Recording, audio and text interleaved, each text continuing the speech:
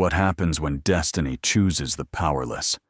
For Alara Moonwhisper, life in the Silvercrest Pack had always been a careful dance of invisibility.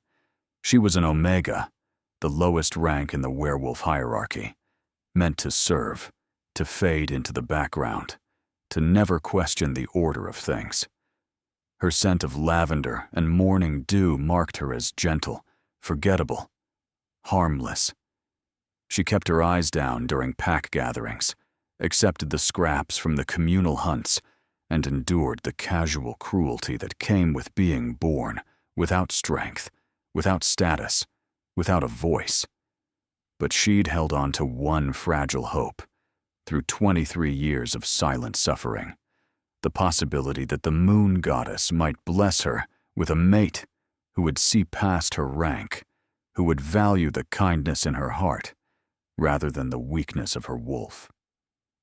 But when Alpha King Caden Nightfang stood before the entire pack on the autumn equinox and rejected her as his fated mate in front of 500 witnesses, everything changed. And what happens next? No one was prepared for. The ceremony had been magnificent. The Silvercrest territory stretched across the northern mountains, a vast wilderness where ancient pines touched the sky and rivers ran silver under the moon. Tonight, those rivers reflected 1,000 torches as wolves from neighboring packs gathered for the Alpha King's ascension. Caden had inherited the crown just 3 months prior, when his father fell in battle against rogues, and tradition demanded he acknowledge his mate bond before the full moon of his first season as king. Alara had felt it the moment she turned 18, the pull toward him. Invisible threads of fate weaving between their souls. For 5 years, she'd kept it secret. How could she speak of it? She was Omega. He was the apex of their world. The bond hummed in her chest whenever he was near, a constant ache of longing and impossible hope. She'd convinced herself he didn't feel it, that perhaps the moon goddess had made an error, that she was foolish to even dream, until tonight, when his eyes found hers across the ceremonial circle. Time stopped. The scent of forest and embers and ozone rolled off him in waves, mixing with something sharp like steel. His wolf was immense, even in human form. Power radiated from his 6.5-foot frame, from the ceremonial furs draped across his shoulders, from the ancient crown of silver and moonstone resting on his dark hair. His eyes were amber gold, burning with wolf light, and they were fixed on her. "The bond," someone whispered. The crowd parted as he walked forward, each step deliberate, predatory. Alara's heart hammered against her ribs. This wasn't happening. This couldn't be happening. Pack members stumbled aside, their expressions ranging from shock to horror to disgust. Omegas didn't get alpha mates. It violated the natural order. Caden stopped 3 feet away. Up close, the mate bond was overwhelming. A physical thing, golden and terrible and beautiful, wrapping around her lungs and making it hard to breathe. His scent flooded her senses. Her wolf, small and quiet as it had always been, suddenly surged against her consciousness, whimpering, reaching for him. "You," he said, voice carrying across the sudden silence. "You're the one." She managed a nod, barely. "My king. What is your name?" "Alara. Alara Moonwhisper." A wave of power washed over the assembled wolves as he spoke the ritual words. The moon goddess has chosen. But his expression, cold, assessing, disgusted, didn't match the sacred phrase. "She has bound us together." Hope fluttered weakly in Alara's chest. Then Caden turned to address the crowd, and hope died. "I, Caden Nightfang, Alpha King of the Northern Territories, hereby reject this bond." His voice rang out clear and merciless. "I reject Alara Moonwhisper as my mate, my Luna, my queen. I sever this connection before the moon goddess and all witnesses gathered here. The world tilted. Physical pain exploded through Alara's chest. The mate bond didn't just break, it shattered, each fragment tearing through her like broken glass. She heard herself scream, a raw animal sound, and collapsed to her knees on the frost-hard ground. Around her, the crowd erupted in shocked murmurs, but the sound was distant, muffled by the agony radiating from her heart. "You understand," Caden continued, speaking to the pack now, not to her, "that I cannot, will not, accept an Omega as my Luna. The strength of our pack depends on the strength of our leaders. I will not apologize for choosing power over sentiment. I will not weaken our bloodline or compromise our future for the sake of some mystical bond I did not ask for." Through the haze of pain, Ilara looked up at him. The scent of steel in his aura was stronger now. The scent of decision, of ruthless ambition. Behind him stood Seraphine Ashworth, a beta's daughter, beautiful and cunning, and everything an alpha's mate should be. Her cinnamon and iron scent was smug, victorious. She'd been pursuing Caden since they were adolescents. "Remove her," Caden commanded, and guards materialized from the crowd. Rough hands grabbed Alara's arms, hauling her upright even as her legs refused to support her weight. "Please," she managed, hating how small her voice sounded. "Please, I'll go quietly. I'll leave the pack, just—" "You're cast out," Caden said. And now he looked at her directly, amber eyes cold as a winter grave. "By pack law, a rejected mate is no longer pack. You have until dawn to cross our borders. If you return, you will be executed as a rogue." The crowd's murmurs turned hostile. Someone spat at her feet. The guards dragged her backward, away from the ceremonial circle, away from the warmth of the torches. Ilara caught sight of her parents in the crowd.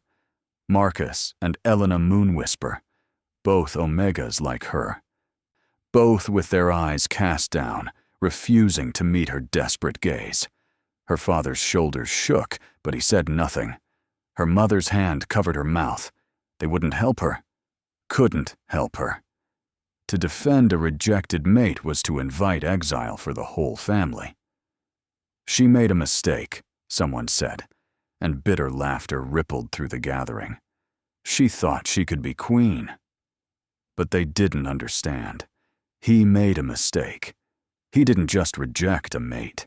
He shattered something the moon goddess herself had woven, had defied the oldest laws of their kind for the sake of political convenience and pride. The guards threw her against the ground at the edge of the territory, where the scent markers gave way to wild forest. "You have your warning," one of them growled. "Cross the border by dawn or die." Then they were gone. And Ilara was alone in the darkness. She lay there for a long time, feeling the broken bond bleeding inside her chest, each breath a new kind of torture. The autumn night was cold, and getting colder. The first snow of the season had been predicted for tonight. Already she could smell it on the wind, sharp and clean and lethal. Finally, with movements that felt like wading through deep water, Ilara pushed herself upright. The forest loomed before her, vast and indifferent. She had no supplies, no warm clothes beyond the thin ceremonial dress she'd worn to the gathering, no food, no weapon. The nearest neutral territory was 40 miles through mountain wilderness, and a blizzard was coming. She was going to die out here. But she was already dead inside, so what did it matter? Ilara took her first step into exile. The blizzard hit 3 hours after she crossed the border. One moment, there were stars visible through the pine canopy. The next, the sky opened and unleashed white fury. Wind howled through the mountains, driving snow sideways, turning the world into a confusion of ice and darkness. Ilara's thin dress was soaked through within minutes, her bare feet numb, her hair frozen into stiff ropes against her neck. She stumbled forward, because stopping meant death, but forward was becoming meaningless. Trees materialized out of the white void, branches catching her face and arms. Twice she fell, had to drag herself upright, using trunks as leverage. The broken mate bond pulsed with each heartbeat, a second source of agony competing with the cold. This is how I die, she thought distantly. Not from the rejection, from exposure. Alone in the wilderness. There was something darkly poetic about it.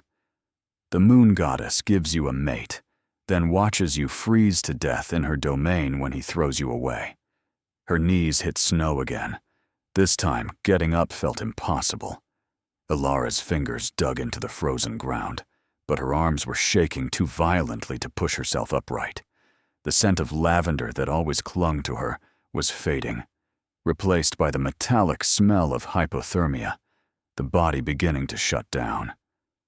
Through the howling wind, a shape appeared, the ruins of an old barn, half collapsed, but offering at least minimal shelter from the storm. Using the last of her strength, Ilara crawled toward it.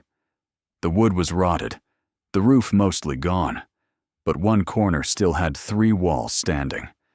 She collapsed into the driest spot she could find, curled into a tight ball, and felt consciousness start to slip away. This is it, she thought. Her wolf was silent now, too weak to even whimper. This is where it ends. The cold was a living thing, wrapping around her, pulling her down into darkness. She thought of her parents' turned backs, of Caden's cold eyes, of the pack's laughter. And beneath it all, strangest and smallest, a whisper that didn't sound like her own thoughts. No, not yet. They're coming. But Ilara was already gone, swallowed by the storm and the darkness, her heartbeat slowing to something that might have been sleep or might have been death. She couldn't tell the difference anymore. Warmth. That was the first thing Ilara registered as consciousness crept back. Impossible, blessed warmth against her frozen skin. The second thing was breathing. Multiple sources of breathing, deep and steady, surrounding her on all sides. Her eyes flew open. Wolves. Massive wolves, larger than any she'd ever seen, pressed close around her in a protective circle. Their body heat created a pocket of warmth in the frozen ruins, their fur dry and thick despite the blizzard still howling outside. Ilara's breath caught. She tried to count them in the dim pre-dawn light filtering through the broken roof. 1, 2, 3, 4, 5, 6, 7, 8, 9, 10. 10 enormous wolves, and she was in the center of their formation. Fear should have flooded her system, but instead, there was only confusion. If they'd wanted to kill her, she'd already be dead. They were positioned deliberately, bodies overlapping to share heat, heads facing outward, alert. They were protecting her? The largest wolf, positioned directly in front of her, turned its massive head. Eyes of pale silver, almost white, met hers. Intelligence gleamed in that gaze, ancient and knowing. Its scent rolled over her, aged oak and winter snow and pine and storm, wild and powerful and somehow familiar, though she'd never encountered it before. Then, between one blink and the next, the wolf began to change. Ilara had seen shifts before, but never like this. No pain, no visible breaking and reforming of bones, just a fluid ripple of reality. Fur flowing into skin, 4 legs becoming 2. Within seconds, a man knelt where the wolf had been. He was older than Caden, perhaps 40, with silver threading through dark hair. His face was carved with scars, a life of battle written across his features. But those pale eyes remained the same, looking at her with an intensity that made her shiver for reasons having nothing to do with cold. He wore rough furs that had appeared with his human form, and when he spoke, his voice was like gravel wrapped in honey. Ilara Moonwhisper. She flinched at hearing her name. How do you? We've been waiting for you. He glanced at the 9 wolves still surrounding them, and something like satisfaction crossed his scarred features. For a very long time. I don't understand. Her teeth were chattering, body still recovering from near-death hypothermia. Who are you? My name is Theron Stormcaller. I am commander of the Moonsworn Guard. He gestured to the wolves around them. These are my brothers and sisters in service. We guard the old places, the sacred grounds, the forgotten territories. And we have waited 500 years for the prophecy to be fulfilled. Prophecy? The word felt strange on her tongue, too large, too important for someone like her. When the bond breaks wrong, Theron recited, and his voice took on the rhythm of something memorized, something ancient. When the lowest is cast to the cold, when the false king chooses pride, the matriarch will rise. She will be strength wrapped in gentleness, power bound in compassion, the alpha above all alphas, the Luna who kneels to none. She will come when winter's first storm meets autumn's last moon, bleeding and broken, but not destroyed. And those who recognize her will be forever blessed. Those who cast her out will know her mercy or her wrath. The words hung in the cold air. Ilara stared at him, then at the massive wolves surrounding them. Then, back at Theron. You think that's me? You can't be serious. I'm Omega. I have no power. I couldn't even... Her voice broke. I couldn't even make my own mate want me. Your mate was a fool. Theron's statement was flat, factual. But his foolishness was necessary. Tell me, Ilara, have you always been weak? She wanted to say yes, but something stopped her. A flash of memory. Being 5 years old, touching a wounded bird, watching it glow beneath her small hands.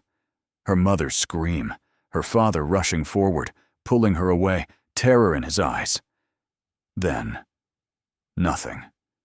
The memory ended there, a blank space where something important should be. I don't know, she admitted.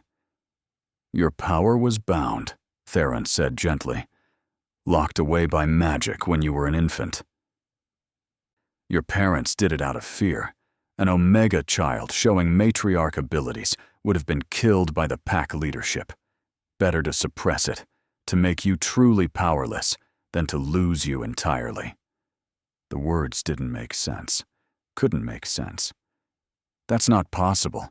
You can't just bind someone's wolf. You can, with old magic and blood sacrifice. Your parents gave up their own power to save you. They've been powerless ever since. Not born Omega, but made Omega through their choice. Theron's expression softened. They loved you enough to cripple themselves. Ilara's mind reeled. All those years of her parents' quiet acceptance, their refusal to fight back against mistreatment, the way they'd never shifted in her presence. But the binding needed an anchor, Theron continued, something external to hold it in place. Can you guess what that was? The mate bond. The realization hit like a physical blow. The bond to Caden. Yes. When he rejected you, when he shattered what the moon goddess had woven, he didn't just break a connection. He destroyed the seal on your power. Theron's smile was sharp. Your mate didn't just humiliate you, little Luna. He set you free. As if his words were a trigger, something stirred deep inside Ilara's chest. Not the broken, bleeding wound of the severed mate bond. This was different. Older. Stronger. A presence that had been sleeping, waking up for the first time in 23 years. Hello? A voice said inside her mind. Female and powerful, and definitely not her own thoughts. I've been waiting to meet you. Ilara gasped. What? I am your wolf, your true wolf, not the small, quiet thing they forced you to be. The voice was amused, almost playful despite its power. They locked me away, but I never stopped being part of you. And now, finally, we can be whole. My wolf is talking to me, Alara breathed, looking at Theron with wide eyes. It's never done that before. Because it was bound, suppressed. He stood, offering his hand. Come. We need to get you somewhere warm, fed, and properly clothed. Then we need to teach you how to shift. Not into the small omega form they forced on you, but into your true form. My true form, she repeated numbly, taking his hand. His palm was calloused, warm, steady. The scent of aged oak and storm intensified as he pulled her upright. Around them, the 9 wolves rose as well, shaking snow from their massive bodies. They smell like loyalty, her wolf observed, like pack, like home. And despite everything, the rejection, the exile, the near death in the blizzard, Alara felt something unfamiliar bloom in her chest. Hope. The Moonsworn Guard's sanctuary was hidden in a valley that shouldn't have existed on any map. Theron led her through what looked like a solid rock face that turned out to be an illusion, and suddenly they were descending into warmth and firelight. The cave system had been carved and expanded over centuries, transformed into a genuine home. Sleeping chambers, a communal hall with a massive hearth, stores of food and weapons, even underground hot springs that steamed in the cold air.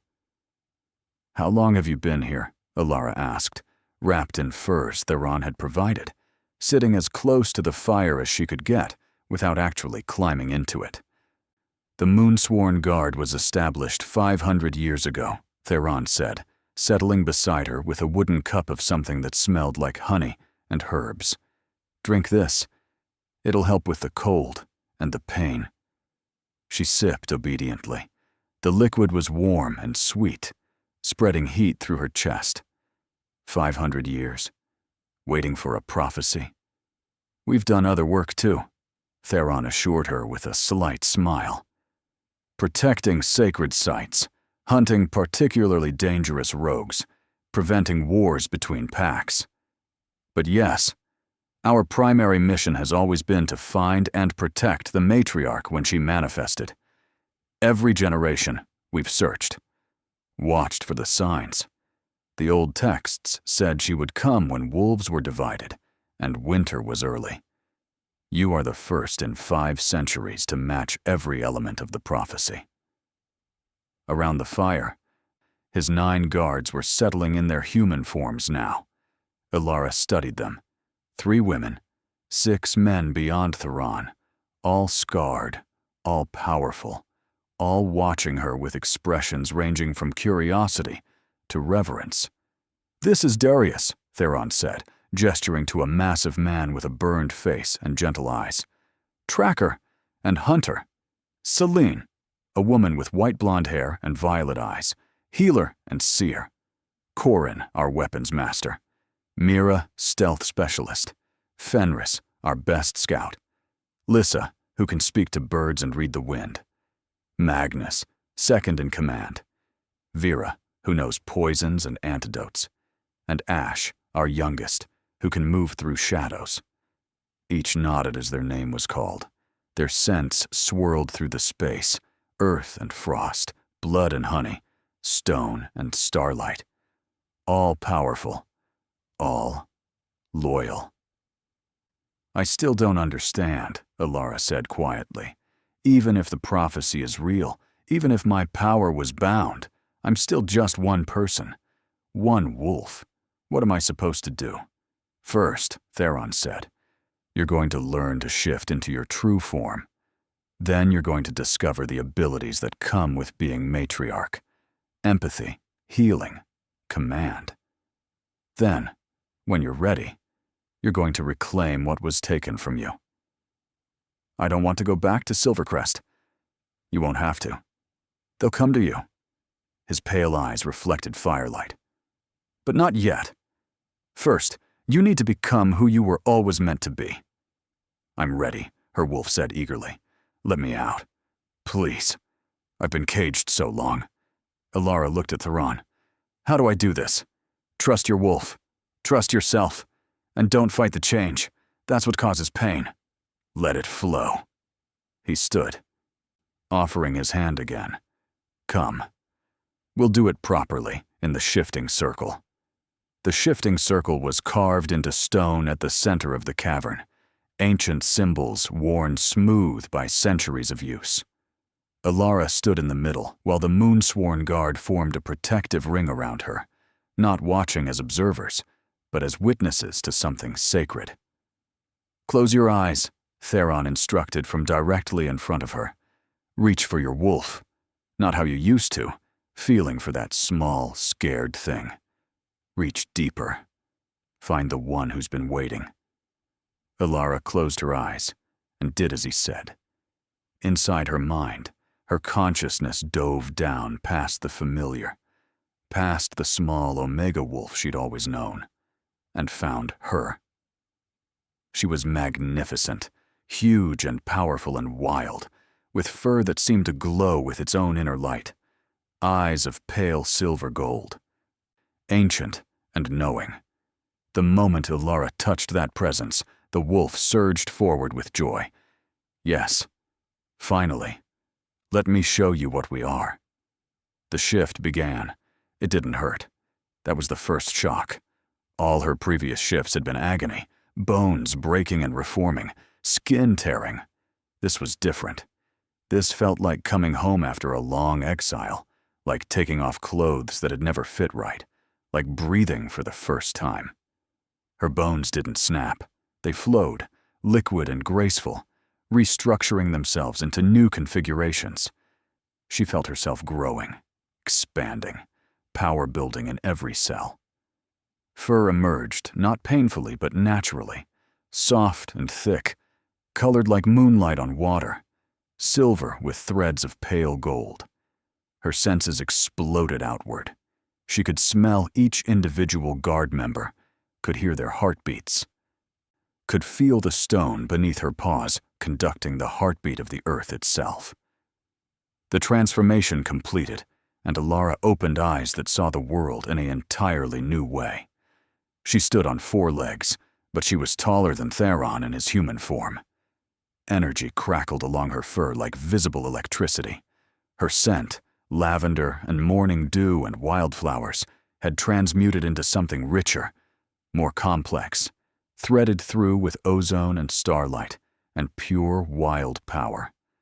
Around her, the moon-sworn guard had dropped to one knee, heads bowed. The matriarch, Theron said, and his voice carried awe. She's real.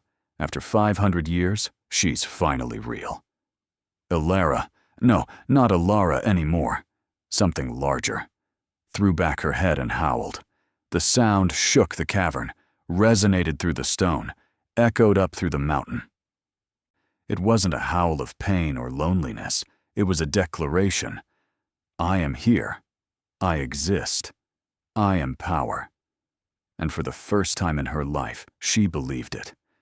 Days turned to weeks. The autumn snow gave way to early winter proper, and in the hidden valley, Alara trained. Shifting became second nature. She learned to flow between forms without thought, to hold the in-between state, where she was both human and wolf, to let her power radiate outward as pressure and presence. Theron taught her combat, not the vicious street fighting of rogues, but the ancient disciplines, the techniques refined over centuries.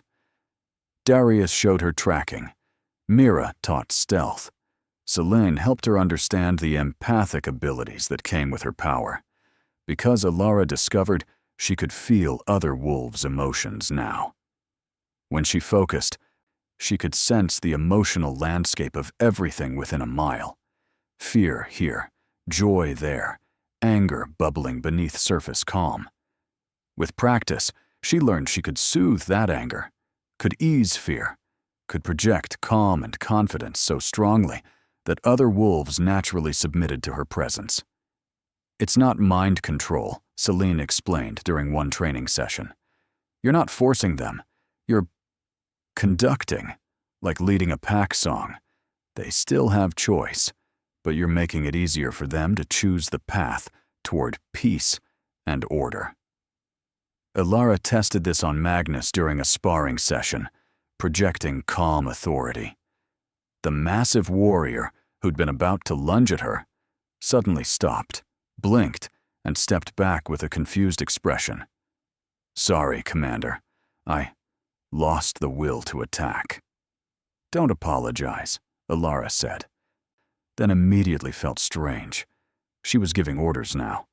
She was the one others asked permission from. That's exactly what should happen. Healing came next, small injuries at first. Ash cut his hand during weapons practice, and Ilara found she could channel energy through touch, accelerating his natural healing until the wound closed in minutes instead of hours. Then larger things. Corin's old shoulder injury that had never properly healed. Vera's persistent cough from damaged lungs. Each time she healed, she felt her wolf satisfaction, felt the rightness of using power to protect rather than dominate. "Every alpha rules through strength," Theron told her one evening as they soaked in the hot springs, the only moment of true privacy they had. They maintain order through force, through the threat of violence. But you're different. You rule through presence, through connection, through making others want to follow you rather than forcing their submission. "I don't want to rule anyone," Ilara protested. "Then you're exactly the kind of leader the world needs." He was quiet for a moment, steam rising around them. "May I ask you something personal?" "Of course." "Do you still feel the broken bond? To Caden?" Ilara considered. A month ago, the severed mate bond had been a constant source of agony. Now, it's still there, like a scar, but it doesn't hurt anymore. It's just a memory of pain rather than active suffering. "Good." Theron's expression was carefully neutral.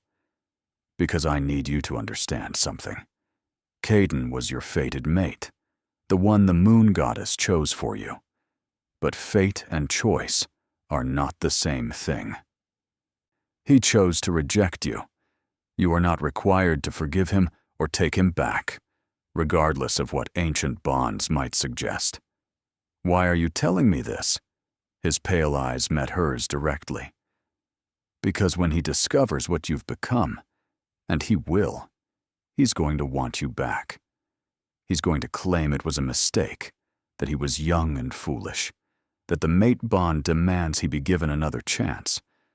And I need you to know, right now, that you owe him nothing." "I won't take him back," Ilara said with certainty.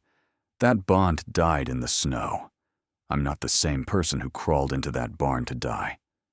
"No," Theron agreed, and something flickered in his eyes. Pride, satisfaction, and beneath it, carefully banked, something warmer.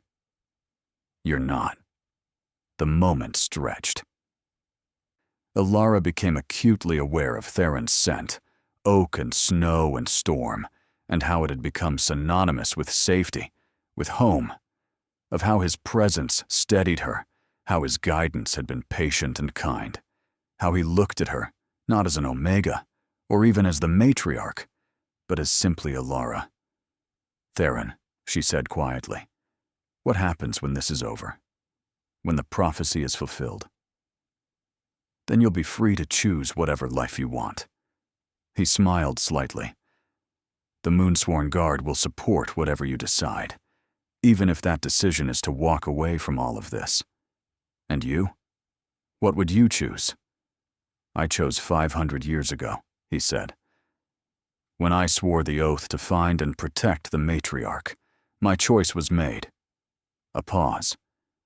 "But if you're asking whether I would choose to stay with you beyond duty, then yes, I would. If you wanted me to." Her heart did something complicated in her chest. This wasn't a mate bond. There was no mystical compulsion, no goddess-ordained connection. This was simpler and somehow more profound. Two people who'd found each other in darkness, who'd grown to trust and respect each other, who were choosing, freely, to care. "I'd like that," Ilara whispered. Theron's scarred face softened. "Then when this is done, we'll see what we can build. Not as matriarch and guard commander, as Ilara and Theron." It was a promise, and Ilara held it close. The enemy found them on the winter solstice. Fenris burst into the Great Hall, where Ilara was reviewing territory maps with Theron and Magnus. "Scout party. Silvercrest wolves, 20 miles out and closing fast. They've picked up the scent of someone they're tracking." "Me," Ilara said calmly. She'd known this was coming. In the last week, she'd felt the disturbance in the territorial borders. Wolves searching, spreading out, desperate. "Caden is looking for me." "Or someone is," Magnus growled. "Question is, do we let them find us?" Ilara looked at Theron. "What do you think?" "I think," he said carefully, "that you're ready. And I think it's time the Northern Territories learned that the old ways are not forgotten." She nodded. "Then we let them come. But on our terms." "Fenris, how many?" "Scout party is 3, but I'm sensing more behind them. At least 20, maybe more. A war party. 20 wolves from Silvercrest Pack, coming for her." Once that would have been terrifying. Now, with her power fully awakened, with the moon-sworn guard at her back, Ilara felt only calm certainty. "Let the scouts find us," she commanded, "but make sure they see only me at first. I want them to report back that I'm alone, vulnerable. Let them bring their full force here. I want this finished." Theron smiled, fierce and proud. "As you command, matriarch." The title didn't feel strange anymore. The scouts found her 2 days later, standing in the clearing where she'd first learned to shift. Ilara wore simple clothes, rough leather and furs, and had her silver-gold hair loose down her back. To outward appearance, she looked like any lone rogue trying to survive the winter. 3 Silvercrest warriors emerged from the trees, all betas she recognized from the pack. Their scents, leather and aggression, preceded them. They stopped at the edge of the clearing, clearly surprised to find her alive. "Ilara Moonwhisper," the lead scout said.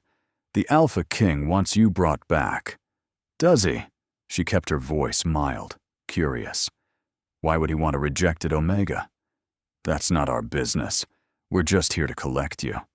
He stepped forward, and now she could smell the lie beneath his words. They weren't here to collect her. They were here to kill her and claim she'd died from exposure. Caden wanted loose ends tied up, but Ilara didn't call them out. Instead, she bowed her head in false submission. "I'll come peacefully. I'm tired of running." The scouts relaxed, confident they'd successfully cornered prey. They didn't notice the massive shapes moving in the shadows of the forest, didn't realize 10 pairs of ancient eyes were watching their every move. "Smart girl," the lead scout said patronizingly. "Come on then, we've got a long walk back." "Oh," Ilara said softly, "I don't think we'll be going anywhere." And she let her power flare. The wave of authority that rolled off her was visible, a shimmer of silver-gold light, the scent of lavender and starlight intensifying until it drowned out everything else. The 3 scouts stumbled backward, their wolves recognizing something their human minds couldn't process, a predator so far above them in the hierarchy that their instincts screamed submission. "What are you?" the lead scout gasped. "Go back to your alpha," Ilara said, voice carrying the weight of absolute command. "Tell Caden Nightfang that the one he cast out has survived. Tell him the matriarch has risen. Tell him if he wants to see me, he can come to this valley himself. along with everyone who participated in my exile. I'll be waiting." The scouts ran. Cowden came with 40 wolves. It was excessive, bringing a force that large. But then, he'd always been one for dramatic displays. Ilara watched from the high cliff overlooking the valley entrance as the war party approached. All warriors, all battle-ready, their formation disciplined and aggressive. At their head walked Cayden himself, still magnificent despite everything, his forest and ember scent carrying on the wind. And beside him, her cinnamon iron scent sharp with anticipation, walked Seraphine. "She thinks this is her moment," Ilara's wolf observed. "She thinks she's going to watch you die." "She's in for a surprise," Ilara murmured. "Ready?" Theron asked, standing beside her. The moon-sworn guard was positioned throughout the valley, hidden, but ready. This would be decided in minutes. "Ready," Ilara confirmed.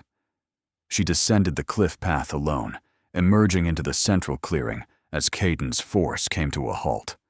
The sight of her, healthy, clean, powerful, clearly shocked them.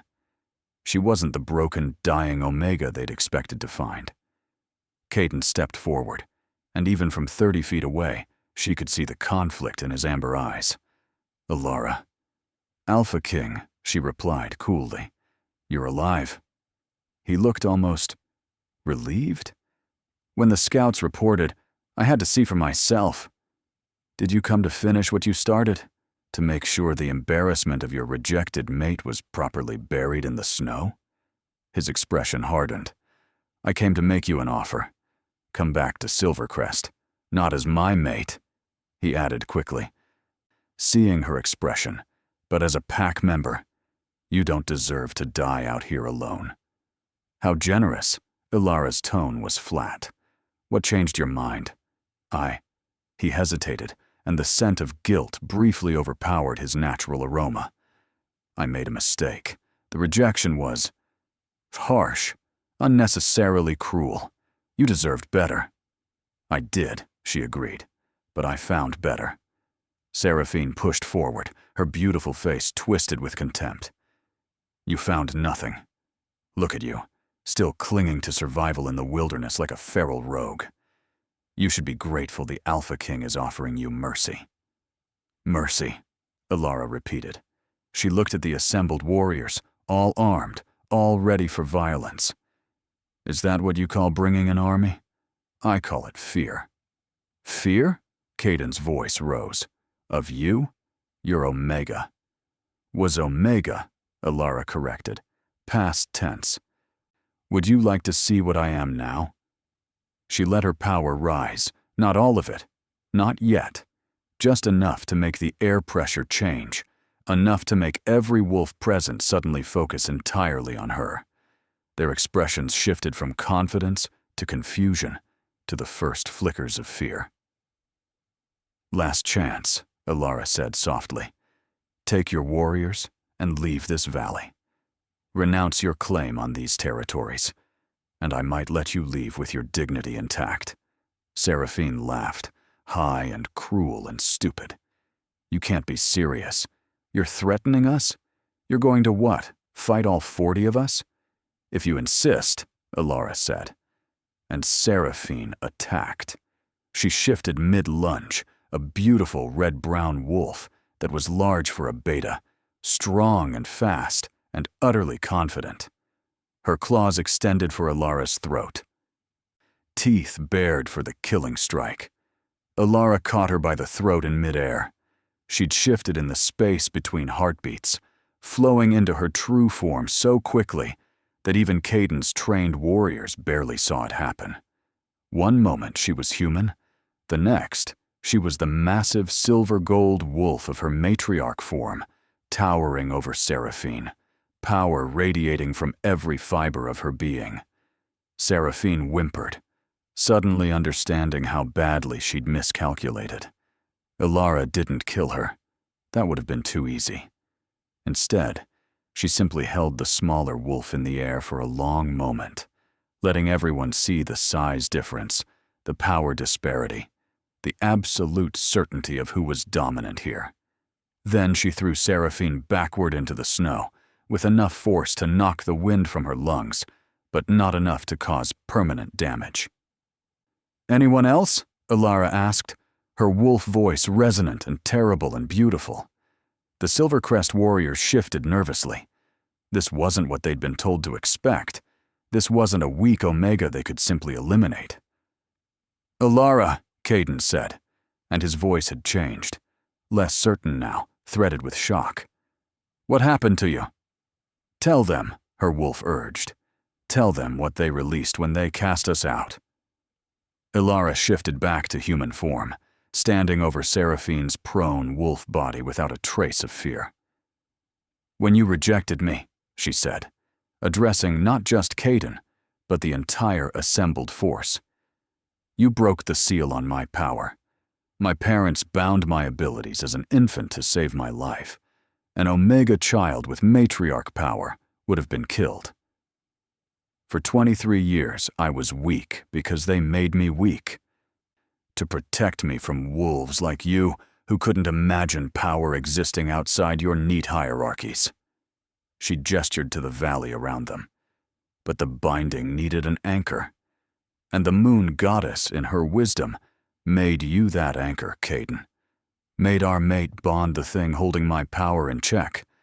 So when you shattered it, when you chose pride over destiny, you didn't destroy me. You set me free. "Matriarch," someone whispered, and the word rippled through the Silvercrest wolves like contagion. "The old prophecy," another murmured. "It's real." A howl echoed from the cliffs, Theron's signal. Around the clearing, the moon-sworn guard revealed themselves, emerging from concealment in their true forms. 10 massive dire wolves, each one larger than the largest alpha, ancient and powerful, and absolutely loyal. Caden's army took an involuntary step backward. "These are the moon-sworn guard," Alara announced. "Protectors of the old ways, guardians of the sacred places. They've waited 500 years for the matriarch to rise. And now that I have, you need to make a choice." She walked forward until she stood directly in front of Caden. Up close, she could see the regret in his eyes, the dawning understanding of exactly how much he'd lost when he rejected her. "Kneel," she said quietly, "and acknowledge the authority of the matriarch over these territories. Swear to uphold the old laws, protection of the weak, justice for all ranks, mercy tempered with strength. Do this, and you can keep your crown, keep your pack. But you'll rule as my vassal, not as an independent king." "And if I refuse?" Caden asked, though his voice lacked conviction. "Then we fight. Me and my 10 against you, and your 40. And I promise you, Caden, it won't be close." The scent of fear was thick in the air now. Caden's warriors were looking at each other, at the massive dire wolves surrounding them, at Alara standing calm and powerful and terrifyingly confident. No one wanted this fight. Everyone knew how it would end. Caden started, and Alara could see him wrestling with pride, with ego, with the desire to maintain his status. Theron's voice carried across the clearing, addressing the Silvercrest wolves. "Your king rejected the moon goddess's chosen mate. He violated the oldest laws of your kind, out of ambition and pride. He cast out an innocent wolf to die in the winter cold. And now he's brought you here to finish the job. To murder the matriarch before she could claim what was rightfully hers." A pause. "Who among you still thinks he deserves your loyalty?" Movement in the ranks, several warriors lowering their weapons, stepping away from the main formation. "This is treason," Caden snarled, but there was desperation in his voice now. "No," Alara said. "This is justice. You can't command loyalty you haven't earned, Caden. You can't demand submission you haven't proven you deserve. The choice was always yours. Be the mate the moon goddess chose for me, or be just another alpha king who cares more about power than his people. She tilted her head. You chose. Now, live with the consequences. Caden's knees hit the snow. It wasn't dramatic, wasn't accompanied by thunder or mystical signs. He just folded. The weight of his choices finally breaking through his pride. Mercy, he whispered. Please, I was young. I was foolish. I thought power mattered more than... His voice cracked. I was wrong about everything. Yes, Alara said simply. You were. She looked at the assembled Silvercrest wolves, at Seraphine still lying stunned in the snow, at the moon-sworn guard standing vigilant around them all. Here are my terms. Caden remains alpha of Silvercrest Pack, but he rules under my authority. Any wolf who wishes to challenge him for the position may do so by ancient right, including women, including Omegas, because strength comes in many forms. Seraphine is stripped of rank and exiled from Silvercrest for 1 year. Let her learn what it means to survive alone in winter. She may return when she understands humility. Seraphine made a sound of protest, but Lissa was already there, dragging her to her feet. My parents, Alara continued, will have their power restored. I'll break the binding they placed on themselves to save me. They'll be compensated for their years of suffering. She paused. Though I don't forgive them yet. Trust has to be earned back, even from family. Marcus and Elena had been standing at the back of the Silvercrest group, barely visible. Now they pushed forward, tears streaming down their faces. Alara, her mother sobbed. We're so sorry. We thought, I know what you thought, Alara said, not unkindly. You thought you were protecting me, and you were. But you also lied to me for 23 years. Let me believe I was weak and worthless. That's not something I can just forgive because you had good intentions. Her father's scent, dusty and faded, an echo of what it should be, carried shame and sorrow. We understand. We'll spend the rest of our lives making it up to you. Good, Alara said, because I'm going to need help building a new order. These territories have been fragmented too long. Packs fighting over borders, alphas competing for dominance. That ends now. I am the matriarch. I claim sovereignty over the northern territories, and all packs within them answer to me. Those who accept this new world will find protection and justice. Those who refuse... She let the threat hang, unspoken, but clear. I accept, Caden said immediately, still kneeling. Around him, his warriors echoed the phrase, voices overlapping. I accept. We accept. The matriarch's law. Only when every Silvercrest wolf had sworn did Alara finally relax her power, pulling it back until she was just a woman again, the one who would never be ordinary. Rise, she told Caden. Go back to your pack. Tell them what happened here. Tell them the old ways have returned, and with them, the possibility of something better than endless competition and cruelty. Caden stood slowly, and for just a moment, the ghost of the mate bond flickered between them. Not the broken, agonizing thing it had been, but a faint awareness, a memory of what could have been. I really did make a mistake, he said quietly. The biggest of my life. Yes, Alara agreed, but mistakes can be learned from. Be the alpha your pack needs, Caden. Be the leader you should have been when you first took the crown. Maybe then, someday, you'll find a mate who actually wants you. He flinched, but nodded. Then, with his chastened warriors following, the Silvercrest pack withdrew from the valley, carrying Seraphine's protesting form with them. When they were gone, Theron shifted to human form and approached Alara. Well handled, matriarch. She turned to him with a tired smile. Was it? I feel like I just started something massive that I'm not entirely prepared for. You started something that needed to be started 500 years ago, Theron corrected. And you're not alone. He gestured to the moon-sworn guard, still in their dire wolf forms, watching her with expressions that might have been pride. We've been preparing for this moment, for longer than most wolves live. We're ready. The question is, are you? Ilara looked at the valley, at the sanctuary that had become her home, at the wolves who'd taken in a broken, dying Omega and helped her become something mythic. She thought about the northern territories, fragmented and struggling, about the packs who needed leadership that valued more than just strength, about the Omegas and the weak and the kind souls who'd been crushed under systems that only rewarded cruelty.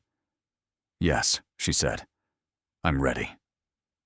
And so Ilara's journey from powerless Omega to the matriarch of the North was complete.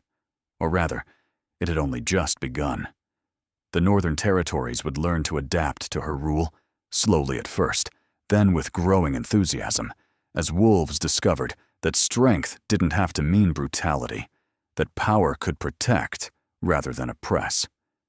Theron remained at her side, not as a mate bond compelled by divine mandate, but as the partner she chose freely, scarred and steady and unfailingly loyal.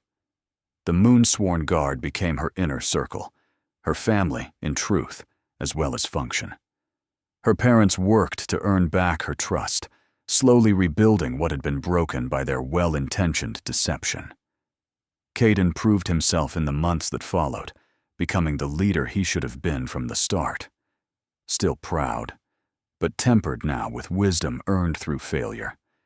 He never forgot what he'd lost, and that memory made him better. Seraphine learned humility during her year of exile, or at least learned to fake it convincingly enough to rejoin society.